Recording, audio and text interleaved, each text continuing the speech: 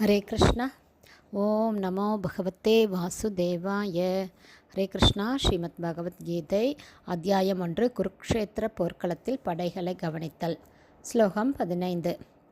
பாஞ்சஜன்யம் ஹ்ருஷிகேஷோ தேவதத்தம் தனஞ்சயः பௌண்ட்ரம் தத்மௌ மகாசங்கம் பீமகர்மா விருகோதரः.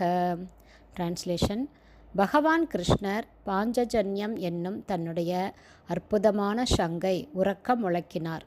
அர்ஜுனன் தேவதத்தம் என்னும் தன் சங்கையும் பெரும் தீனிக்காரனும் வீரதீர சாகசங்களை புரிபவருமான பீமன் பௌண்ட்ரம் என்னும் அச்சமூட்டும் மிகப்பெரிய சங்கையும் முழக்கினார்கள். Purport by Srila Prabhupad. ஜெய் ஸ்ரீல பிரபாத்.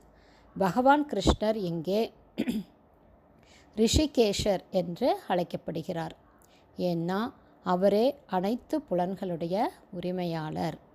உயிர்வாளிகள், அதாவது ஆத்மாவாகிய நாம் எல்லோருமே பகவான் கிருஷ்ணருடைய அம்சம் என்பதால் நம் எல்லோருடைய புலன்களுமே கிருஷ்ணரது புலன்களின் அம்சங்கள்தான் என்பதை புரிந்து கொள்ள வேண்டும்.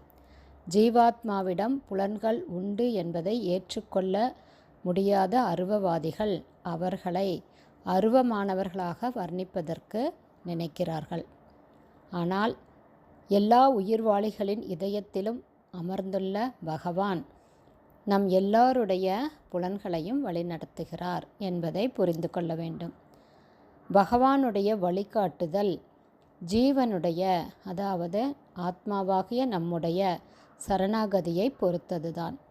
ஒரு தூய பக்தனின் விஷயத்தில் பகவான் கிருஷ்ணரே அவனுடைய புலன்களை நேரடியாக கட்டுப்படுத்துகிறார். இங்கே குருக்ஷேத்திர யுத்த களத்தில் அர்ஜுனனுடைய தெய்வீக புலன்களை நேரடியாக கட்டுப்படுத்துவதால் பகவான் கிருஷ்ணர் இங்கே ரிஷிகேஷர் என்ற குறிப்பிட்ட பெயராலே இந்த ஸ்லோகத்தில் அழைக்கப்படுகிறார். தன்னுடைய பலதரப்பட்ட செயல்களுக்கு ஏற்ப பகவான் கிருஷ்ணருக்கு பல்வேறு திருநாமங்கள் உண்டு. ஹரே கிருஷ்ணா. ஜெய் ஸ்ரீ கிருஷ்ணா. ஜெய் ஸ்ரீல குருதேவ்.